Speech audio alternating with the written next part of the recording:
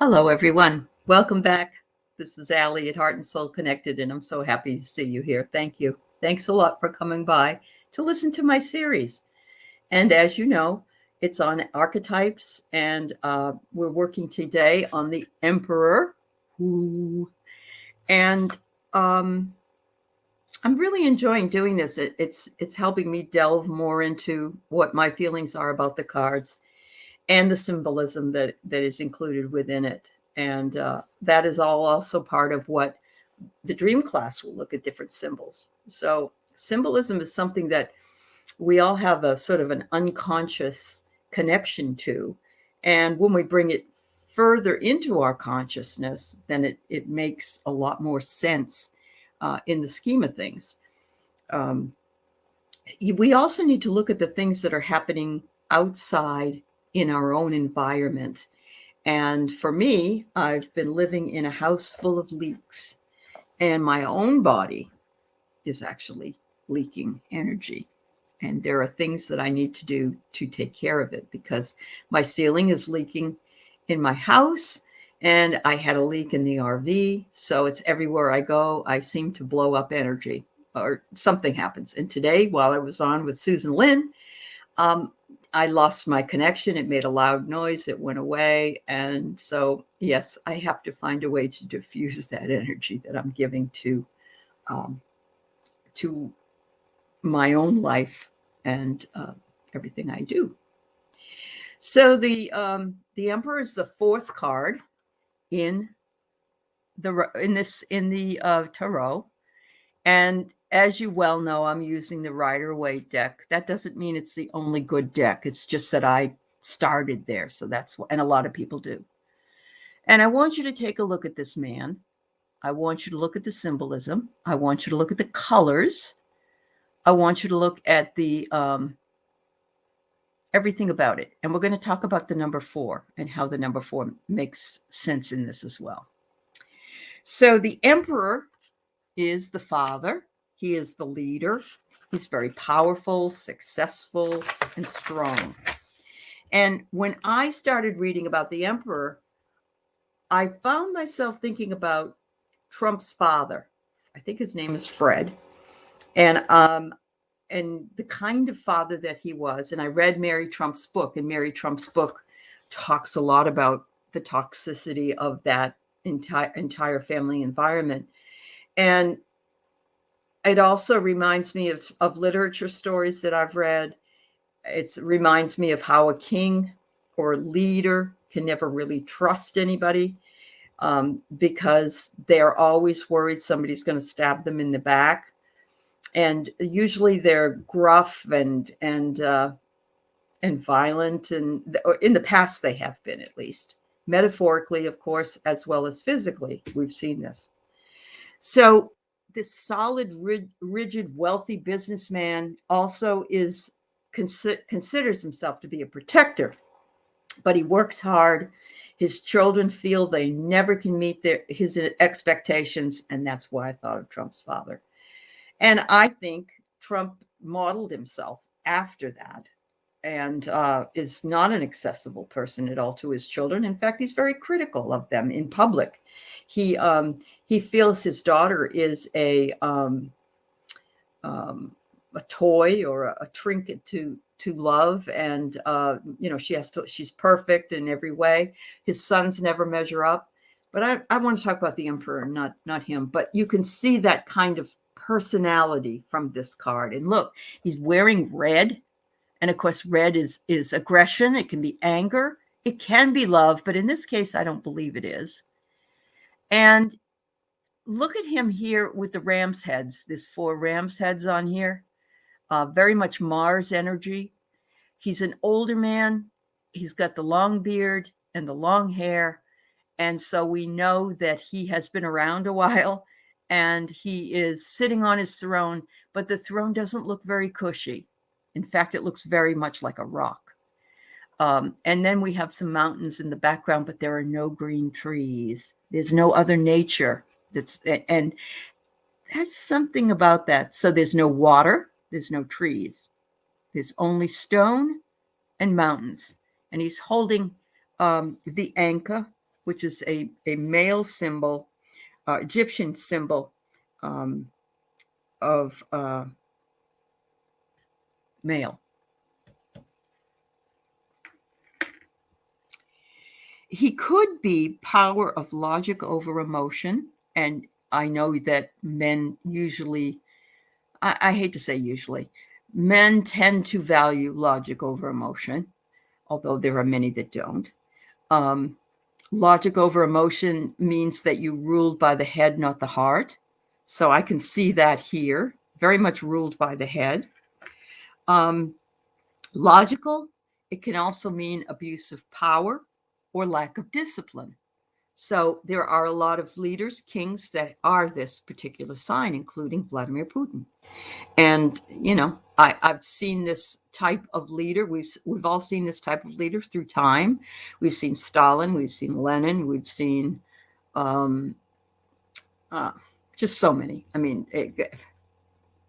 Henry VIII. I mean, it just depends, but pretty much all the same in that regard. He's got red and orange energies, which are the root and sacral chakras. And the last three chakras are the more physical chakras, because the root chakra grounds us to reality. And we also have the sexual chakra in there, and the gut chakra. And the armor indicates he's always ready to fight. He's always ready to fight. And he dominates with yang energy, yin being women, yang being men, the mind over the heart. And this is where we fail sometimes to show our feminine side, because we're so dominated in male.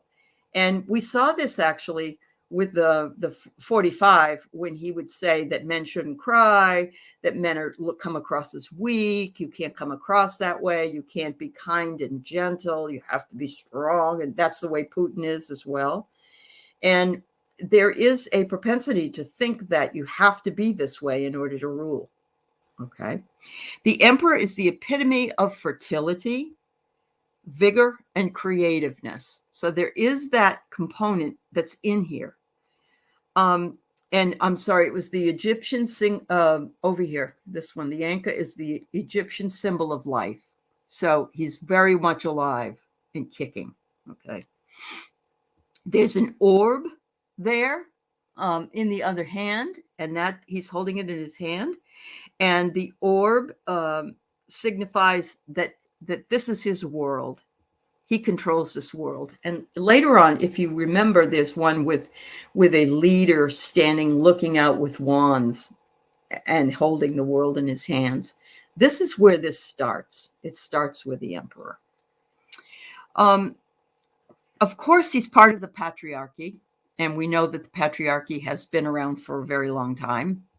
And so logos is the key, or logic. The sword seems to indicate he is strengthened by battle, and his kingdom was hard won. Okay. He absolutely looks to be an intimidating man. He also usually earns his title by killing the old king. And if you ever listen to the Oedipus story, where Oedipus ends up marrying his mother and killing his father, you'll know exactly what I'm talking about. In order to take over the position, you have to get rid of the person that's in there. And the only way to do that, to rule, is to get rid of him. The king usually earns his title of the leader or the emperor or the old king as well by what he does. He transcends the idea of father and leader, suggesting that the four dimensions of life, or wholeness, like in a square, is part of who he is. And we know this is a number 4. Okay, let's talk about number 4. 4 is wholeness. We have 4 directions. We have 4 corners of the earth. We have 4 prophets, 4 evangelists, Matthew, Mark, Luke, and John. We have four main angels. Sorry, I'm just tripping over my words. We have the four phases of the moon. We have the four seasons. And the number 4 also means grounding. Very important. 4 symbolizes man's orientation to being human. In order for us to provide wholeness in who we are as a human being, we need to have that 4 square. Jung said every human is born with 4 potentials for apprehending the world. The 4 functions of our psyche is what he says. There's sensation and intuition, and there's thinking and feeling. And usually, Jung says, we choose the one that's our strongest, and we're known for that the most. Okay, so it doesn't mean we don't manifest or utilize the others in any way, but usually we find that our strongest one is the one that we work with and maybe is more dominant for us. In the Rider-Waite deck, it's suggested that we take a look, and we could do this with every card. When Susan Lynn was talking about drawing a card every day, you could pull tarot cards, you could pull oracle cards, it doesn't matter what you pull. If you pulled something like this, she asked you earlier that you put five things about this down in your journal so you can take a look at it. But I want to take it one step further. Any card that you're seeing here or that you pull yourself, take a look at it, and in particular the cards with people on them, ask them some questions. Interact with them. Let them provide you the answers that you need in order to make meaning of them. That's a part of an archetypal piece as well. If I was asking this guy what he was doing, I would say to him, Emperor, why are you sitting on such a hard rock or a hard stone chair? Why don't you sit down on something more comfortable? My first reaction would be him saying, because you can't get comfortable when you're an emperor. You always have to be on your toes. Look, I even sleep with my armor. I always carry my globe, and the mountains are always with me. And at the crown of my head, I always have an armor on that spot as well. I am ready for battle at any time, whether that battle be physical, emotional, spiritual, any of them. I'm ready for it. I'm ready. And sometimes, most of the time, I don't realize how rigid I am.